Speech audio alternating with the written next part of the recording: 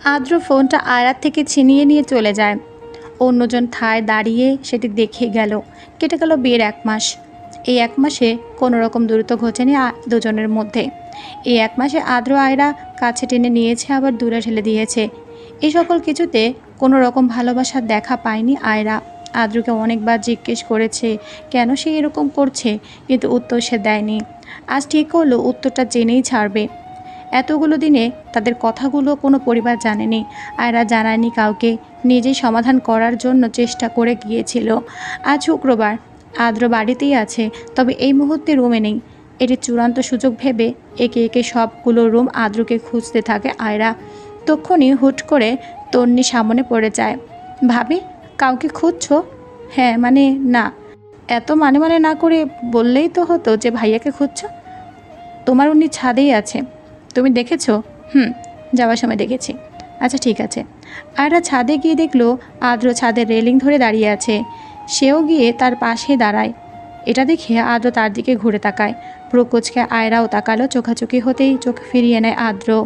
আর চলে যেতে নিলেই আয়রা গিয়ে সামনে দাঁড়ায়। আরে রে, কোথা যাচ্ছেন?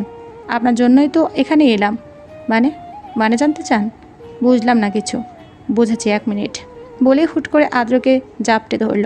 আদ্র রোবটের মতো সেই একভাবে দাঁড়িয়ে থাকলো। কিছু সময় পর আয়রাকে নিজের থেকে ছাড়াতে চেষ্টা করলো, কিন্তু সে কিছুতেই ছাড়াতে পারছে না। দেখে রেগে মেগে বলল, ছাড়া বলছি, এসব কি করছো? সবসময় তো আমাকে কাছে টেনে নিয়ে আবার দূরে সরিয়ে দেন। আমি জানতে চাই কেন এমন করেন। বিয়ের দিন থেকে আজ পর্যন্ত প্রত্যেকটা দিন নিয়ম করে জানতে চেয়েছি, বারবার ইগনোর করছেন। আজ আমাকে বলতেই হবে। আদ্র তাদের দাঁত চেপে সব রকম চেষ্টা করলো আয়রাকে সরানোর, কিন্তু ব্যর্থ হলো। আপনি যদি কারণটা বলেন তাহলে আমি আপনাকে ছেড়ে দেব, আর না বললে ছাড়বো না। আদ্র জোর করে নিজেকে ছাড়িয়ে নেয়, রক্তচক্ষু নিয়ে আয়রার দিকে তাকায়, আর প্রতিদিনের ন্যায় আজও ইগনোর করে চলে যেতে নেয়। এটা দেখে আয়রা পেছন থেকে চেঁচিয়ে বলে, আমি আজকে সবাইকে বলে দেবো এইসব। কোনো কারণ ছাড়া আপনি আমার সাথে এসব করে যাবেন তা তো হবে না। ব্যাস এনাফ। আর না, অনেক হয়েছে। আর কথা শুনে এবার থামলো আদ্র, আর আয়রার দিকে এগিয়ে এসে তার 2 হাতে চেপে ধরে চোখে অগ্নিরাশি ছুঁড়ে মারতে মারতে প্রচণ্ড রেগে বলল, এত তাড়াতাড়ি অসহ্য হয়ে গেলে? তুমি যেভাবে একটা ছেলের জীবন নরক বানিয়ে তাকে মেরে ফেলেছ, আমিও তোমাকে তাই করব। এত সহজে পার পাবে না তুমি। আমার হাতে লাগছে। লাগুক, ব্যথা লাগার জন্যই তো দৌড়েছি। কারণ জানার খুব শখ না তোমার? তাহলে এইটুকু ব্যথাতে কেন হাঁপিয়ে উঠলে? বলেন, কারণ কি? আমি কোন ছেলের সাথে কি করেছি? হাতের ব্যথায় আয়রার চোখে পানি চলে আসে। এটা দেখে আদ্র তাকে ছেড়ে দিয়ে বলল, জিসানের কথা এত তাড়াতাড়ি ভুলে গেলে? জিসান নামটা শুনে অবাক নয়নে আদ্রর দিকে তাকায় আয়রা। প্রশ্ন একটাই, এসবের সাথে জিসানের কি সম্পর্ক? এটা সেই জিসান যাকে আমি ভাইয়ের মতো দেখতাম। আরে ও তো আমার ভাইই ছিল, কলিজার টুকরো ছিলাম আমরা একে অপরের। আয়রা আদ্রর কথা শুনে ভাবতে থাকে, এসব কথা এখানে কেন আসলো? 3 বছর আগের ঘটনা মনে পড়ে। আমরা 4 জন বন্ধু ছিলাম, জিসান, আমি, রাতুল, সায়ন। আমি দেশের বাইরে চলে যাই। কথা ছিল 1 বছর পর জিসানও যাবে।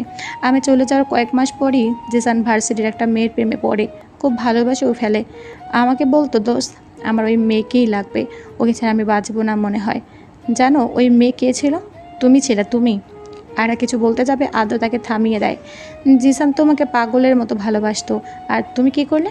ওকে মেরে দিলে। আমি মেরেছি মানে? কি বলতে চান আপনি? তুমি জিসানের প্রপোজ অ্যাকসেপ্ট করোনি, বারবার অপমান করে তাড়িয়ে দিয়েছিলে। মারা যাওয়ার আগের দিনও আমাকে বলেছিল আজ শেষ চেষ্টা করবে তোমাকে নিজের করে পাওয়ার। সেদিন তুমি কি করেছিলে জানি না, পরের দিন আমি জানতে পারি জিসান মারা গেছে। ও সুইসাইড করেছে, তার কারণ শুধুই তুমি। তুমি মেরে ফেলেছো ওকে। আদ্রর চোখে প্রচণ্ড রেগে কথা বলা সত্ত্বেও জিসানের মারা যাওয়ার কথা বলার সময় চোখে পানি চলে এসেছে দেখে ও আরেক দিকে ফিরে হাতে তালু দিয়ে চোখের পানি মুছে ফেলে। জিসানকে ভাইয়ের মতো দেখতো, এক আত্মার সম্পর্ক যেন দুজনের মধ্যে বিদ্যমান। আদ্রের সব কথা বুঝতে একটু সময় লাগলো আয়রার। ও তার ছেলের হাসি হেসে বলল, তার মানে বন্ধুর মৃত্যুর প্রতিশোধ নিতে চাচ্ছিলেন আমার থেকে? আপনার বন্ধুকে আমি মারিনি। আপনি শুধু সেদিনের সূচনাটা শুনেছেন, পুরো ঘটনাটা না জেনেই আমার থেকে প্রতিশোধ নেওয়া শুরু করলেন। বাহ মিস্টার আদ্র, বাহ, সত্যি আপনি বাহাবা পাওয়ার যোগ্য। একদম মিথ্যা কথা বলবে না। তোমাকে আমি কিছুতেই সুখে থাকতে দেব না। সবটা শুধু দেখে যাও।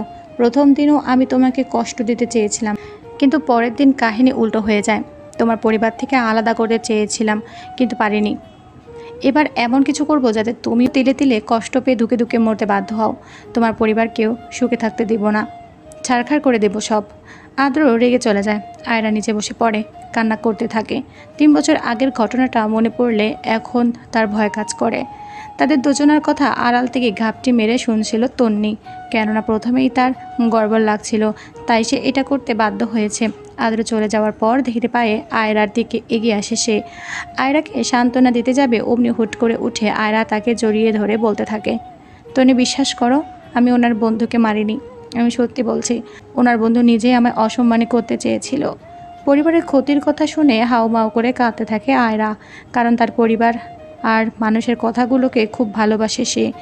শান্ত হও, নিচে চলো। তোমার ভাই আমার পরিবারের কোনো ক্ষতি করে দেবে তন্নি? আমার সাথে আসো তো তুমি প্লিজ। আয়রাকে নিচে নিয়ে যায় আর 1 গ্লাস পানি তার দিকে এগিয়ে দেয়। এক নিঃশ্বাসে সবটুকু পানি গিলে ফেলে আয়রা। এবার বলো, কি হয়েছিল সেদিন? আমি বাড়ি যাব। আগে কী হয়েছে তা বলো। তোমার ভাই যেখানে বিশ্বাস করে না, তুমি কিভাবে করবে? সত্যি করে বলো সব, কোনো মিথ্যা কথা বলবে না। আমি সত্যিত্বে বিশ্বাসী, নিজেকে শক্ত করো তুমি। যদি সত্য হয়ে থাকো তাহলে এইভাবে ভেঙে পড়ছো কেন? আমি মিথ্যা বলছি না তন্নি, সেদিনের ঘটনা সাক্ষী আছেন রাতুল আর সায়ন ভাই, ওনারা দুজনও ছিলেন সেখানে উপস্থিত। তাহলে আগে তুমি আমাকে বলো তো, সেদিন হয়েছিলটা কি? ঘটনা 3 বছর আগের। তোমার ভাই যেমনটা বলল, আমাকে পছন্দ করতো জিসান। আমার ওনাকে একদমই ভালো লাগতো না, গুন্ডামি করতো ভার্সিটিতে। একদিন তো একটা ছেলেকে মেরে আত্মহত্যা পর্যন্ত করে ফেললো। এরকম অমানসিক কার্যকলাপ দেখে ওনার প্রতি আমার আরও ঘৃণা জন্ম নেয়। আমি প্রপোজ অ্যাকসেপ্ট করি না দেখে আমাকে 3 দিন সময় দিয়েছিল ভেবে দেখতে, আর হুমকিও দিয়েছিল যেন আমি আমার পরিবারকে এ ব্যাপারে না জানাই। 3 দিন আমি আর ভার্সিটিতে যাইনি। 4র্থ দিন আমার ভার্সিটির এক ফ্রেন্ড জারিফার জন্মদিনের পার্টি অ্যারেঞ্জ করা হয়। ও নিজে এসে আমাকে বাড়ি থেকে নিয়ে যায় আর আশ্বাস দেয় জিসান এখানে এসে কোনো রকম খারাপি করতে পারবে না। এতটুকু বলে থামলো সে। তন্নি সবটা শোনার জন্য উৎক্ষিপ্ত হয়ে থাকলো। তারপর আমি বাধ্য হয়ে সেখানে যাই। জারিফার বার্থডেটা ঠিকভাবে পালন করা হয়। একসময় হুট করে কারেন্ট চলে যায় আর কে যেন আমাকে কোথাও জোর করে নিয়ে যাচ্ছিল। আমি এটা বুঝতে পারছিলাম, তবে চিৎকার করতে চেয়েও পারিনি। আমার মুখ কেউ চেপে ধরে রেখেছিল। অন্ধকারে একটা রুমে আমাকে একা ছেড়ে দেওয়া হয়। আমি যখন কে কে বলে চিৎকার করতে থাকি, হঠাৎ করে লাইট জ্বলে উঠলো আর সামনে রক্ত চক্ষুদয়ের মানুষ হঠাৎ জিসানকে দেখি। আমার স্বপ্নেও ছিল না যে উনি এখানে চলে আসবে।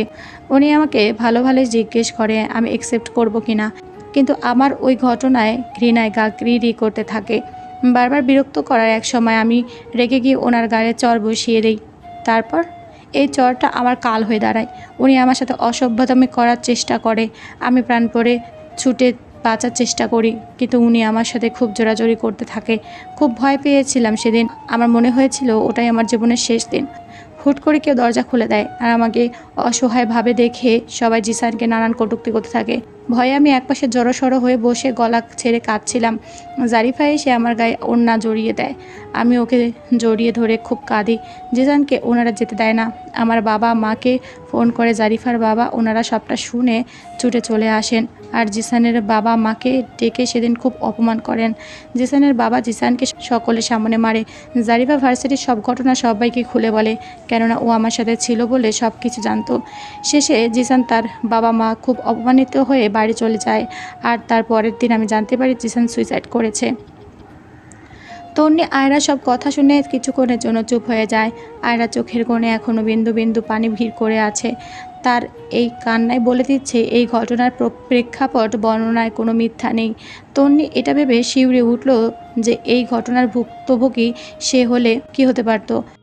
তন্নির থেকে কোনো উত্তর না পাওয়ার আয়রা স্থির থেকে চট করে উঠে দাঁড়ায় আর বলে, তুমি আমার সাথে রাতুলের আর সায়ন ভাইয়ের কাছে চলো।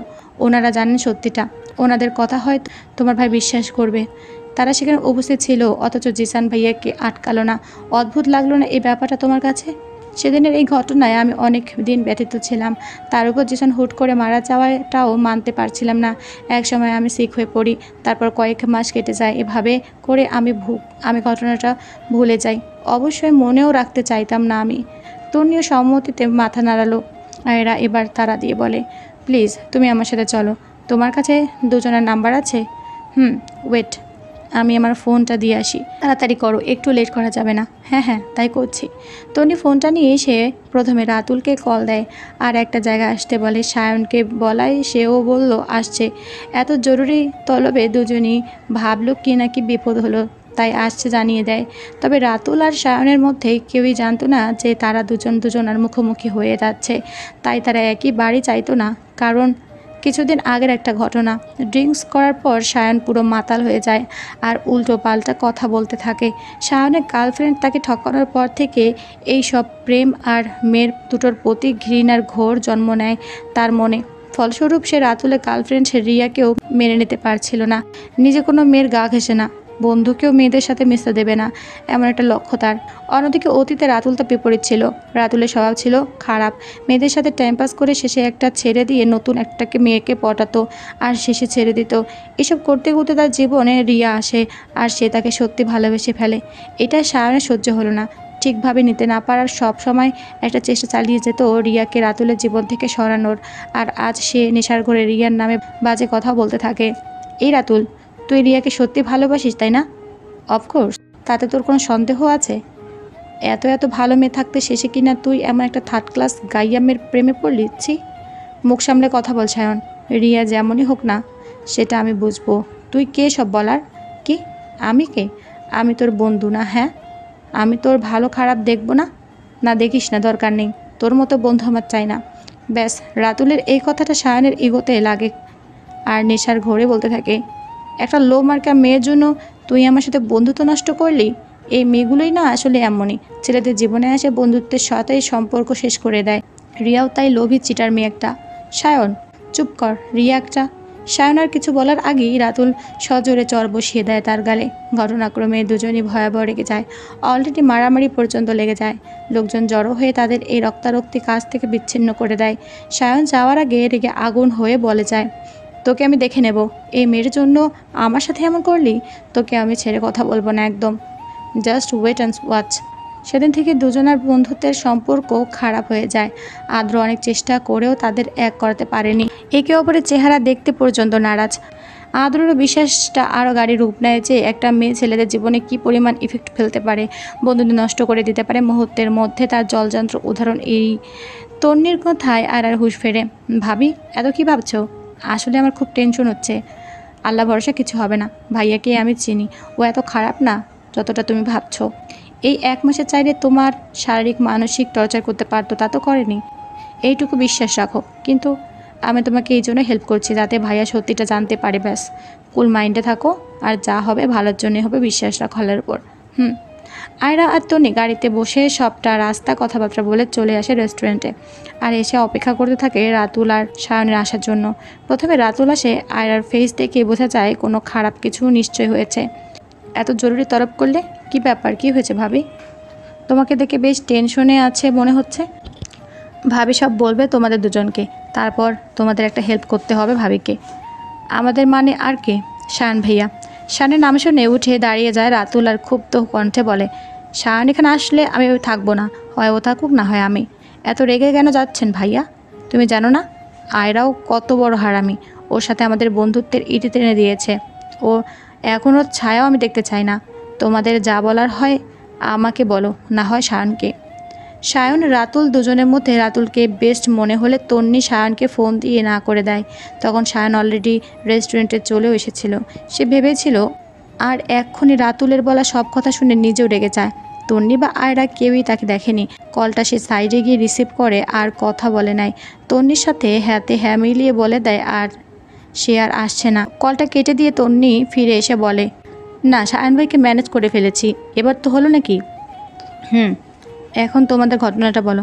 আসলে ভাইয়া আমি সব বুঝতে পারছি। আর কথায় আদ্র ভ্রু কোচকে বলে, কোন সব?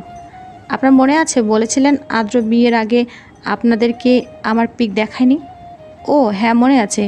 ওকে তো এই ব্যাপারে জিজ্ঞেস করব বলেও আর জিজ্ঞেস করা হয়ে ওঠেনি, কিন্তু 1 মাস পরে এসে এই কথা কেন? তনি বলল, এটা এই জন্য যে একটা মিস্টেক হয়ে গেছে। কেমন সেটা? ভাইয়া 3 বছর আগে জিসান মারা যাওয়ার আগের দিন আমার সাথে কি ঘটেছিল আপনার নিশ্চয় মনে আছে? রাতুল একটু চমকালো। অন্যদিকে তাদের কথা আড়ি পেতে ঠিকই খুব মনোযোগ দিয়ে শুনছে সায়ন। হ্যাঁ মনে আছে। আসলে ভাবি জিসান এখানে গিয়ে সেদিন এই অঘটন ঘটাবে আমরা ভাবতে পারিনি। ও আমাদেরকে পুরোপুরি মিথ্যা বলে জারিফের বার্থডেতে নিয়ে যায়, আর সেখানে গিয়েই ছি, আমার নিজের কাছে লজ্জা লাগছে ওই ব্যাপারটার জন্য। আমার বন্ধু হয়েও এমন একটা কাণ্ড করবে কল্পনা করতে পারিনি। তার মানে তোমরা দুজন জিসান ভাইয়া কী জন্য এখানে গিয়েছিল তা জানতে না, রাইট? হ্যাঁ তন্নি, ঠিক বলেছ। কিন্তু ভাইয়া তার পরের দিন জিসান কিভাবে মারা গেল সেটা বলতে পারবো না। তবে ওর বাবা মা অপমানিত হওয়ায় আর জিসানের ভার্সিটিতে গুন্ডামির কথা শুনে ওনারা জিসানের ওপর খুব রেগে যায় আর খুব খারাপ আচরণ করে। এটা জিসান হয়তো মেনে নিতে পারেনি আর সুসাইড করে বসে। কিন্তু এগুলো এত বছর পর কেন আসছে? কি আর বলবো ভাইয়া, আদ্র সেই প্রথম দিন থেকে আমার থেকে প্রতিশোধ নেওয়ার চেষ্টা করছে এই একটা ভুল ভাবনা নিয়ে। মানে ভাবি ঠিক বলেছে। ভাইয়া ভাবছে যে ভাবি জিসান ভাইয়াকে মেরেছে। জিসান ভাইয়ার মৃত্যুর জন্য ভাবিকে দায়ী করে আমার ভাই এখন ওনার থেকে প্রতিশোধ নিচ্ছে। সেদিন ভাইয়া রাতে ভাবির বাসা যায়, ভাবিকে পরিবার থেকে বিচ্ছিন্ন করে ভাবির মনে কষ্ট দিতে চেয়েছিল। আমি সব নিজের কানে শুনেছি, অথচ ভাইয়া আমাদের সবাইকে মিথ্যা বলল। রাতুল খুব অবাক হয়। তাই এখন ভাই আপনি আদ্রকে বলবেন যে উনি আসলে ভুল, আমি ওনার বন্ধুকে মারিনি। না হলে উনি বলে গেছেন আমার পরিবারের ক্ষতি করে দেবেন। প্লিজ আমায় হেল্প করুন ভাইয়া। আয়রা রাতুলের সামনে হাঁটু করে বসে পড়তে নেয়। রাতুল তাকে ধরে দাঁড় করিয়ে দেয়। ছি ভাবি, এসব কি করছো? আমাকে তোমার নিজের ভাই ভাবতে পারো। আদ্র যদি এসব ভেবে তোমাকে কষ্ট দিয়ে থাকে তাহলে আমি ওকে অবশ্যই সত্যিটা জানাবো। আরও কিছু কথা বলল রাতুল। তনি খুব খুশি হয়। আয়রা বলে, আপনাকে অনেক অনেক ধন্যবাদ ভাইয়া। বোনরা ভাইতে ধন্যবাদ দিতে হয় না। আয়রা তবুও কাঁদছিল দেখে রাতুল তাকে সান্ত্বনা দেয় আর বলে, আহা ভাবি শান্ত হও তো। আদ্রকে আমি সব জানাবো। যদি এর আগে আমার পরিবারের কিছু হয়ে যায়। কিচ্ছু হবে না, তুমি এখানে বসো, চোখের পানি মুছে শান্ত হও। আর কি খাবে বলো? না কিছু খাবো না। তা কীভাবে হবে? আজ আমার মন খুব ভালো আছে। তনি লাফিয়ে উঠে বলে, তাহলে রাতুল ভাইয়া জম্পেশ একটা ট্রিক দিয়ে দাও। আচ্ছা ঠিক আছে বসো। তন্নির লাফানো দেখে আয়রা আর রাতুল হালকা হাসলো। তাদের সব কথা কান পেতে শুনে নিয়ে একটা প্ল্যান তৈরি করে নেয় সায়ন। আর এটাও সে জানে রাতুল কেন আজ এত খুশি। রিয়া আর রাতুল এঙ্গেজমেন্টের প্ল্যান করছে। এত সহজে তো তাদের ছাড়বে না সে। তাই ঝটপট একটা ঝাক্কাস প্ল্যান সে বানিয়ে নেয়, যাতে করে আদ্র ও আয়রাকে দোষী ভাবে আর রিয়া ও রাতুলের সম্পর্ক নষ্ট হয়ে যায়। এক তীরে দুই পাখি শিকার হবে। এতে করে সাপও মরবে, লাঠিও ভাঙবে না। শাওন টেবিল স্মেল দিয়ে প্রথমে আদ্রকে কল দেয় আর বলে, দোস্ত আয়রা ভাবির রাতুলের সাথে কি সম্পর্ক রে? মানে কি বলতে চাচ্ছিস সায়ন? আমি ঠিক বুঝলাম না। আগে বলতো, আঙ্কেল আন্টি কি বাড়িতে নেই? না কিন্তু কেন? তুই কোথায়? আমি অফিসে। আয়রা ভাবি রেস্টুরেন্টে রাতুলের সঙ্গে কি করছে তোকে কি বলে এসেছিল? না তো, রেস্টুরেন্টে এসে নিজের চোখে দেখে যা তোর বউ রাতুলের সঙ্গে কি করছে এসব। ছি ভাই, আমি আর কিছু বলতে পারছি না, নিজেরই খারাপ লাগছে, রাখছি আমি। আমার কথা বিশ্বাস না করলে নিজে এসে দেখে যা। আমি যে এটা বললাম তা বলে দিস না, তা না হলে ভাবি আমাকে খারাপ ভাববে। দেখ ভাই, তুই আমার বন্ধু তাই বললাম। রাখলাম কলটা। আদ্রর কল কেটে দিয়ে এবার কল দেয় রিয়াকে। রাতুল নিষেধ করায় রিয়া সায়নের কল রিসিভ করছিল না। তা বুঝতে পেরে সায়ন টেক্সট করে দেয় তাকে, আর সেখানে লিখে দেয়, এই রেস্টুরেন্টে এসে দেখে যাও, তোমার ভালোবাসার রাতুল অন্য মেয়ে নিয়ে বসে প্রেমালাপ করছে। তোমাকে তো আগে বলেছিলাম রাতুল তোমাকে ঠকাচ্ছে। আমার কথা বিশ্বাস করবে না জানি, তাই রেস্টুরেন্টে আসো আর নিজের চোখে দেখে যাও। কোনো সিন ক্রিয়েট করো না, যা করবে নিজেরা নিজেদের মধ্যে করো, রিকোয়েস্ট রইল। শায়নের কথা যেমনই হোক খুব পাওয়ারফুল ছিল, তাই তো আদ্র আর রিয়া দুজনই তার ডাহা মিথ্যা কথাতে ছুটে আসতে বাধ্য হয়। আদ্র আর রিয়া দুজনকে আসতে দেখে সায়ন নিজেরই নতুন একটা সিম থেকে তন্নির নাম্বারে কল করে। আর কলটা রিসিভ করে তন্নি হ্যালো হ্যালো বলতে থাকে, তবে ওপাশ থেকে কথা আসে না। তাই সায়ন রেস্টুরেন্টেরই একটা সার্ভেন্টকে বলল তার বলা একটা কথা বলে দিতে। টাকার লোভে সার্ভেন্ট তাই বলল, ম্যাম ওপাশে নেটওয়ার্ক পাওয়া যাবে দিয়েছি তন্নি। আর সহজ সরল প্রশ্ন, আসলে ভাবে দেখো না কথা আসছে না, তাহলে নেটওয়ার্ক পাওয়া যায় ওই জায়গায় যাও, দেখো কে কল দিল। আচ্ছা ঠিক আছে। তন্নি চলে যায়। আদ্র আর রিয়াকে সায়ন এটাও বলে দিয়েছিল তারা যাতে রেস্টুরেন্টে কোনো সিন ক্রিয়েট না করে, এতে কাহিনীটা খারাপ দেখাবে। এবার তারা কি করে তাদের ওপর। তন্নি চলে যেতে রাতুলের বলা একটা কথায় আয়রা হাসতে থাকে, সঙ্গে রাতুলও। দুজনই হাসছে, যেন গার্লফ্রেন্ড বয়ফ্রেন্ড বসে প্রেম করছে। আদ্র আর রিয়া দুজনই তাই দেখলো। আর সায়নের বলা বানোয়াট কথায় সূত্রপাত ধরে দুজনে সেটা ভুল বুঝে আর ভীষণ রেগে যায়। সায়ন তার প্ল্যানে সাকসেসফুল হওয়ায় দারুণ খুশি হয়। হঠাৎ করে শান দেখলো রিয়া তার মোবাইলটা বের করে একটা ফটো তুলে নেয়। আদ্র তো এসব দেখে সাথে সাথেই রাগের চোটে বেরিয়ে চলে গিয়েছিল।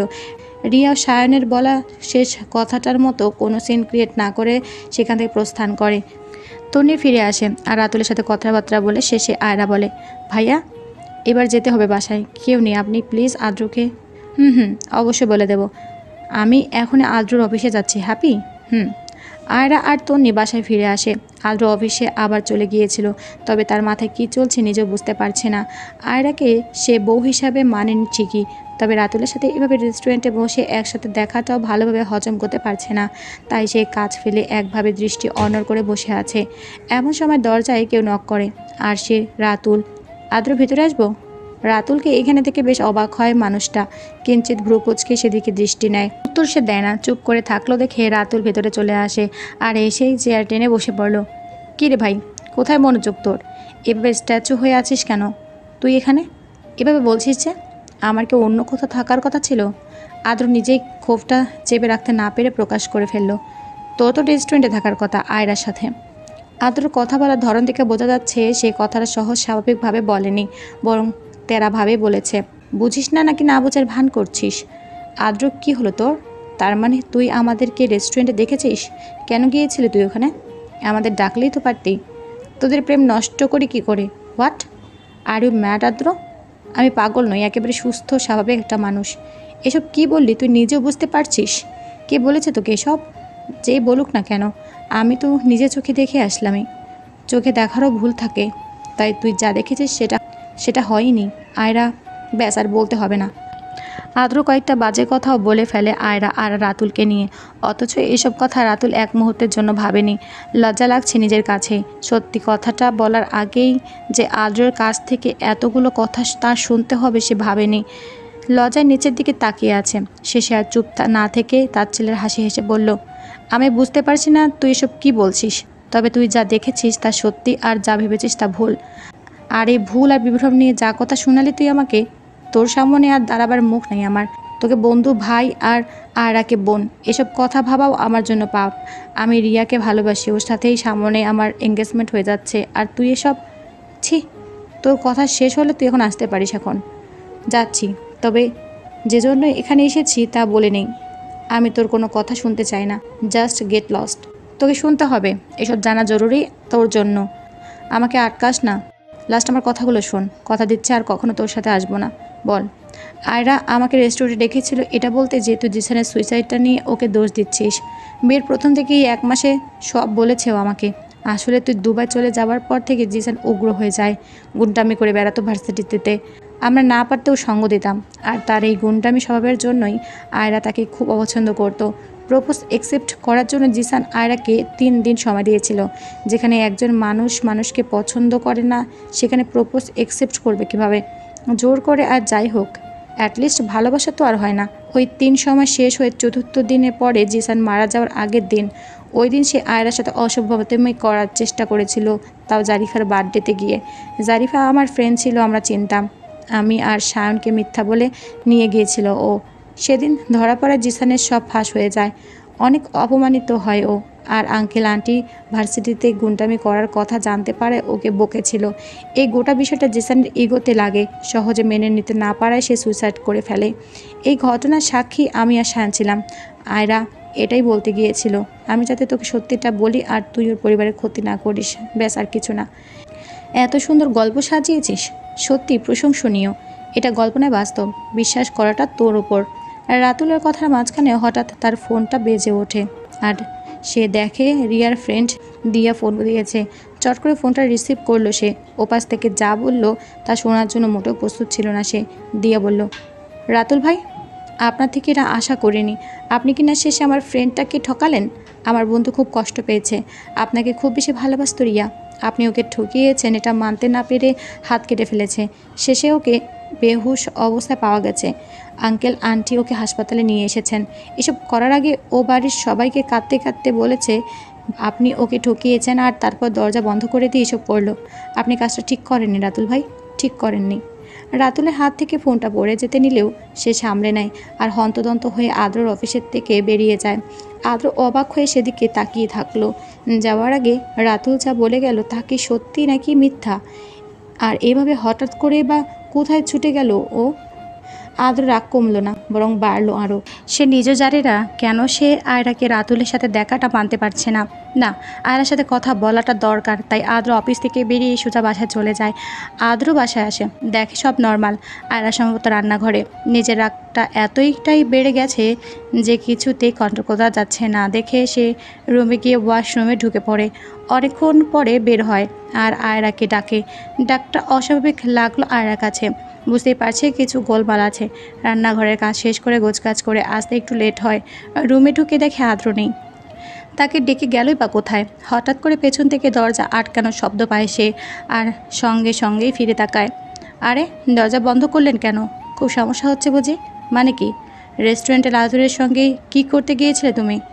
আপনি আমার কথা তো বিশ্বাস করেননি, তা রাতুল ভাইয়ের কথা বিশ্বাস করবেন তাই ওনার জিসান সম্পর্কে কথা বলতে গিয়েছিলাম, কারণ ওই দিন সাক্ষী ছিল ওনারা দুজন। Shut up. প্রেম করছিলে? হ্যাঁ, লজ্জা করলো না এসব করতে? আদ্রর আগের মাথায় যা নয় তা বলে গেল। আয়রা সব চুপচাপ শুনে নিয়ে বলল, ভাই বোনের সম্পর্ক কোথায় নিয়ে গেলেন আপনি? ছি, ভাবতেও ঘৃণায় গা রিরি করছে। আমি এই জন্য গিয়েছিলাম যা আপনার ভুল ভাঙে। আর আপনি? আমার সাথে তন্নিও গিয়েছিল, ও জানে সত্যিটা। তন্নি তো আপনার বোন, ওকে না হয় জিজ্ঞেস করে নেবেন কেন আমরা ওখানে গিয়েছিলাম। আপনার মতো মানুষের সঙ্গে আর যাই হোক আমি সংসার করতে পারবো না। আপনি আমাকে বিয়ে করেছেন ঠিকই, তবে বউ হিসেবে মানেননি কখনো। প্রতিশোধ নিতেই এসব করেছেন। আপনার জানাই ভুল ছিল। কিসের জন্য আমার সাথে এমন করছিলেন তা জানতেই আমি 1 মাস আপনার যা নয় তা সহ্য করে গেছি। আর না, আমি আজই বাবার বাসায় চলে যাব। আমার শেষ ঠাঁইটুকু ওখানে অবশ্যই মিলবে।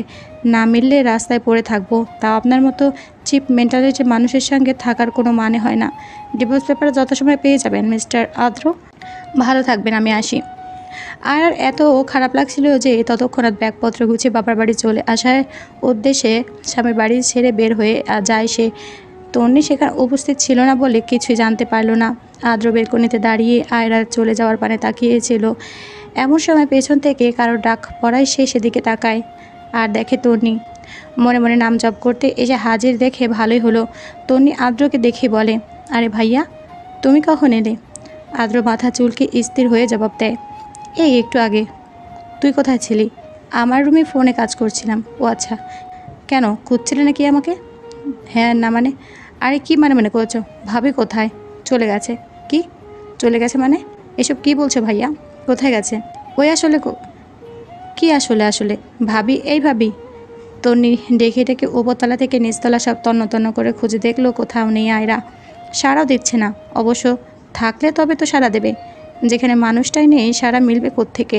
তন্নি শেষে কোথাও না পেয়ে হয়রান হয়ে আদ্রের কাছেই যায় আর বলে, ভাইয়া, ভাবি কোথায় গেছে? আর একটু আগেও তো রান্নাঘরে ছিল। আমি আর ভাবি রান্না করছিলাম। আমার ফোন এলো আর আমাকে ভাবি যেতে বললো। এই এতটুকু সময়ের মধ্যে কোথায় গায়েব হয়ে গেল ভাবি? তার আগে তুই আমাকে বল, তুই কি আয়রার সাথে রেস্টুরেন্টে গিয়েছিলে আজ? হ্যাঁ। কেন গিয়েছিলে? তোমাকে কেন বলবো? না বললে আয়রাকেও খুঁজে পাবি না। মানে কি? তনি বোকা বনে গেল যেন। মানে সেটাই যেটা আমি বলছি। সো তুই আমাকে আমার প্রশ্নের জবাব দে, তাহলে তুইও তোর প্রশ্নের জবাব অটোমেটিক্যালি পেয়ে যাবি। ওকে ফাইন বলছি। আসলে আমি আজ সকালে ছাদে তোমাদের কথোপকথনগুলো শুনেছি। শেষে তুমি চলে যাওয়ার পর আমি ভাবির সাথে কথা বলি। অতঃপর সকল ঘটনা আস্তে আস্তে খুলে বলে তন্নি। সব শুনে আদ্র স্তব্ধ হয়ে যায়। তুইও মিথ্যা বলছিস তাই না? রাতুলের সাথে নিশ্চয় আয়রার কোনো সম্পর্ক আছে, না হলে ও আমাকে না বলে গেল কি করতে? আর তোকে তো আমি দেখিনি, তার মানে তুই মিথ্যা বলছিস। আমি মিথ্যা কেন বলতে যাব? আর রাতুল ভাইয়ার সাথে ভাবি? ছি ভাইয়া, এসব কি করে ভাবতে পারলে তুমি? জানি না, তবে আমি জানি তুই মিথ্যা বলছিস। আর তুই সেটাই বলছিস যেটা আয়রা আর রাতুলে তোকে বুঝিয়েছে। জেসানের মৃত্যুতে আয়রাই দোষী। আমি বিন্দু পরিমাণও মিথ্যা বলিনি। উল্টো রাতুল ভাইয়া নিজে ভাবিকে নিজের বোন বলছে, আর তুমি কি বলছো এসব? মাথা ঠিক আছে তোমার? জেসান ভাইয়ের কথাগুলো একদম সত্যি। না হলে তুমি শায়ান ভাইয়াকে জিজ্ঞেস করতে পারো। শায়ান কীভাবে জানবে? শায়ান তো রেস্টুরেন্টে ছিল না। ছিল না তো কী হয়েছে? সেদিনের ঘটনায় তো রাতুল ভাইয়া আর শায়ান দুজনই উপস্থিত ছিল। সো দুজনেরই জানার কথা, রাইট? তুমি ওনাকে জিজ্ঞেস করে জেনে নাও সত্যিটা। Okay wait. আদ্র শায়ানকে ফোন দেয়, তবে ওর ফোন বন্ধ বলছে বারংবার। তবে তন্নি সেটা বুঝতে পেরে এবার মরিয়া হয়ে উঠল আয়রা কোথায় আছে তা জানতে। প্লিজ তুমি আমাকে বলো ভাবি কোথায়? উপযুক্ত সময় তো হয়নি, উত্তর কিন্তু পাইনি আমি। ওয়েট ওয়েট, ভাইয়া তোমাকে কে বলেছে আমরা যে রেস্টুরেন্টে আছি? আদ্র মুখ ফুসকে বলে দেয়, সায়ন বলেছে। তন্নি যেন বিশ্বাসই করতে পারছে না। কে বলছে তোমাকে? কই কিছু না। তার মানে এসব তোমাকে উনি বলেছে তাই না? এইসব কেন করলো উনি? সায়ন কিছু করেনি। আচমকা তনি তার মাথায় আদ্রের হাত দিয়ে বলে, কসম আল্লাহর, বিশ্বাস করো ভাইয়া, আমি সত্যি বলছি। ভাবির সাথে রাতুলের ভাইয়ের ওই রকম কোনো সম্পর্কই নেই। আর ভাবি আর আমি এজন্য গিয়েছিলাম যাতে তুমি ভুল ভেবে ভাবির পরিবারের কোনো ক্ষতি না করো। ভাবির কোনো দোষ নেই। রাতুল ভাই, সায়ন আর ভাবির ফ্রেন্ড জারিকা এই ঘটনার সাক্ষী ছিল বলেই ভাবি সেখানে ওনাদের ডেকেছিল। কিন্তু রাতুল ভাই সায়নের আসার নাম শুনে রেগে যায়। তাই আমি ওনাকে ফোন দিয়ে নিষেধ করে দিয়েছিলাম যাতে উনি আর না আসে। আর সেই উনি কিনে এসব কথা বললো তোমাকে? ছি, আমি বিশ্বাস করতে পারছি না। উনি এত খারাপ? আদর এবার চুপ করে যায় পুরোপুরি। এবার তো বিশ্বাস হলো। এখন প্লিজ ভাইয়া বলো না ভাবি কোথায়? আর চলে গেছে বাড়ি ছেড়ে। তন্নি যেন অবাকের চূড়ান্তে পৌঁছালো। তার মানে আমি আসার আগে তুমি এসব কথা ভাবিকে বলেছিলে? হ্যাঁ। কি করলে তুমি এটা ভাইয়া? একজন তোমাকে কিছু একটা বললো আর তুমি সেটা বিশ্বাস করে নিলে? রাতুল ভাই আর সায়ন তো বন্ধু ছিল, উনি এমনটা কেন করলো? আদ্র কিছুদিন আগে তাদের দুজনের মধ্যে ঘটনাটা সব খুলে বলে। তন্নি তাচ্ছিল্যে হেসে বলল, এই কেমন বন্ধুত্ব তোমাদের? এবার আমি বুঝতে পেরেছি সব। হয়তো আমি নিষেধ করার আগেই উনি ওখানে চলে গিয়েছিল আর আমাদের সব কথা শুনে নেয়। রাতুল ভাইয়ের উপর রেগে থাকার প্রতিশোধ নিতে গিয়ে তোমাকে ফোন দিয়ে উল্টোপাল্টা বলেছে যাতে তোমাদের সম্পর্ক নষ্ট হয়ে যায়। এ কেমন মনুষ্যত্ব ওনার? রাতুল আমার কাছে এসেছিল। কখন? আমি অফিসে থেকে আসার আগে। আর আমিও সায়নের কথা শুনে রাতুলকে বাজে কথা বলেছি। তন্নি একপাশে বসে হাই হাই করে কপাল চাপড়াতে থাকলো। সায়ন কাজটা মোটেও ঠিক করেনি। আর একটা বানোয়াট মিথ্যের জন্য দুজন মানুষের সাথে সম্পর্ক খারাপ হয়ে যাচ্ছে আদ্রর। হঠাৎ করে রাতুলের উঠে চলে যাওয়ার কথাটাও মনে পড়ে আদ্রর। আর রাতুল আমাদের কথার মাঝে হঠাৎ করে ছুটে কোথায় যেন চলে গিয়েছিল।